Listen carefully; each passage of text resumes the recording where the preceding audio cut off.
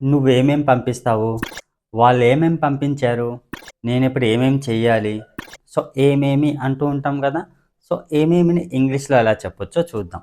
So ఇక్కడ ఏమేమి అంటే వాట్ ఆల్ అనాలి, ఓకేనా.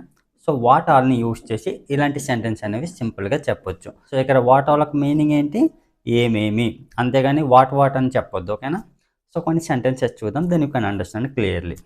నేనిప్పుడు ఏమేం పంపించాలి, what all should I send now, what all should I send now. వాళ్ళు ఏమేం పంపించారు, what all did they send, what all did they send. మీరిప్పుడు ఏమేం పంపించాలనుకుంటున్నారు, what all do you want to send, what all do you want to send. మీరిప్పుడు ఏమేం చేయాలనుకుంటున్నారు, what all do you want to do, what all do you want to do. ఆమె ఏమేం నేర్చుకోవాలనుకుంటుంది, what all does she want to learn, what all does she want to learn. అతను ఏమేమి నేర్చుకున్నాడు. Comment in the comment box. So what ఆల్ని use చేసి ఇలాంటి sentence అనేవి సింపుల్గా చెప్పొచ్చు. సో మీకు ఈ టాపిక్ యూస్ఫుల్గా అనిపిస్తే లైక్ చేసి సబ్స్క్రైబ్ చేయండి. Thanks for watching.